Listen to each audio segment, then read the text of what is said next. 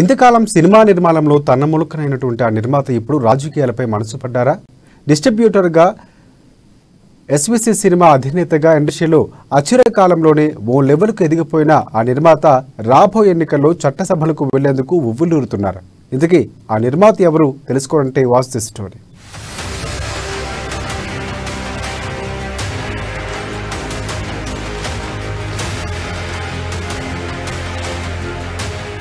ఎన్నికల సమయం దగ్గర పడుతుండడంతో పొలిటికల్ గ్రౌండ్ లో ప్రతి ఒక్కరూ అడుగు పెడుతున్నారు. టాలీవుడ్ ఫిల్మ్ ఇండస్ట్రీలో అగ్ర నిర్మాతగా కొనసాగుతున్న దిల్ రాజు కూడా ఓ పార్టీ కండువా కప్పుకోనున్నట్లు తెలుస్తోంది. తెలుగు ఫిల్మ్ ఇండస్ట్రీలో టాప్ ప్రొడ్యూసర్స్ లో దిల్ రాజు ఒకరు. తెలుగు చిత్రసీమ అంటే ఓ రామానాయుడు, ఓ అరవింద్, ఓ పద్మాలయ స్టూడియోస్, ఓ జగపతి ఫిలిమ్స్, ఇలా అతి కొద్ది మంది పెట్టుబడిదారుల చేతుల్లో మాత్రమే ఉన్న తరుణంలో ఇంతింత ఎదిగిన నిర్మాతగా, డిస్ట్రిబ్యూటర్గా దిల్ రాజుది ఓ ప్రత్యేక స్థానం. నిజామాబాద్ జిల్లాకు చెందిన దిల్ రాజు ఓ అగ్ర నిర్మాతగా అవతరించడం ఓ సక్సెస్ స్టోరీ. ఈ క్రమంలో దిల్ రాజు ఇప్పుడు ఓ బడా నిర్మాతగానే కాకుండా సెలబ్రిటీగా కూడా ఎదిగిపోయారు. ఈ క్రమంలో సహజంగానే నాయకుల దృష్టి రాజు లాంటి వారిపై పడడం సహజం. ఇదే సమయంలో చాలా మంది సెలబ్రిటీస్ పొలిటికల్ టర్న్ తీసుకుంటున్న ఉదంతాలు చూస్తూనే ఉన్నాము. ఈ క్రమంలోనే దిల్ రాజు కూడా ఇప్పుడు రాజకీయాలపై మనసు పడ్డారన్నది ఆయన సన్నిహితుల నుంచి వినిపిస్తున్న మాట.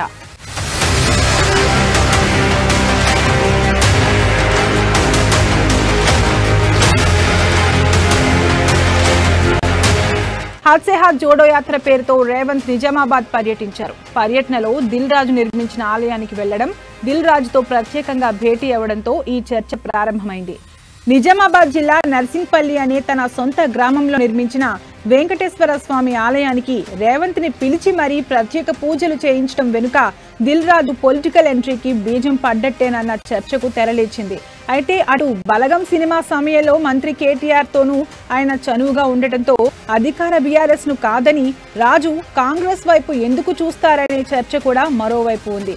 అయితే ఓ సినీ నిర్మాతగా రాజకీయాలకు అతీతంగా అందరితో బాగుండటం సర్వసాధారణమే అయినా ఏ పార్టీ నుంచి అవకాశం దొరికినా రాజు రాజకీయాల వైపు రావడం ఖాయమన్న ప్రచారం ఇప్పుడు ఊపందుకుంది.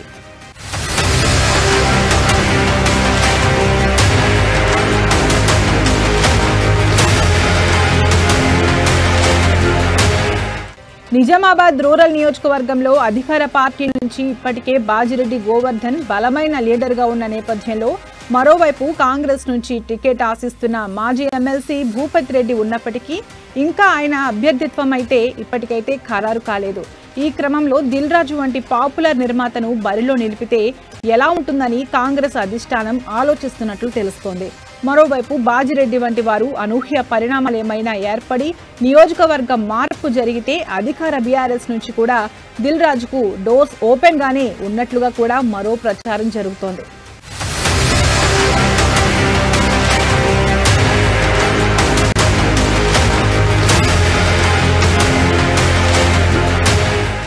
అటు కాంగ్రెస్ కు ఇటు దిల్ రాజుకు ఇద్దరికీ సమ్మతంగా ఉండటంతో రాబోయే ఎన్నికల్లో నిజామాబాద్ రూరల్ కాంగ్రెస్ అభ్యర్థిగా దిల్ రాజు బరిలోకి దిగే అవకాశాలు కొట్టి పారేయలేమనే వారు ఉన్నారు. మరోవైపు అటు అధికార బీఆర్ఎస్ తోనూ ముఖ్యంగా బీఆర్ఎస్ కు అనుకూలంగా ఉండే ప్రకాష్ రాజ్ తో దిల్ రాజుకున్న సంబంధాల నేపథ్యంలో రాజు రాజకీయాల్లోకి రావాలని బలంగా అనుకుంటే గనుక అందుకు వచ్చే అసెంబ్లీ ఎన్నికలే బలమైన ముహూర్తం కానున్నట్లుగా చర్చ ఊపందుకుంటోంది. అయితే అది ఏ పార్టీ కానుంది? ప్రచారం జరుగుతున్నట్టుగా ఇప్పటి వరకు నిర్మాతగా ఉన్న దిల్ రాజు రాబోయే రోజుల్లో రాజకీయ నేతగా కూడా అవతరించనున్నారా అనేది ఆసక్తికరంగా మారింది.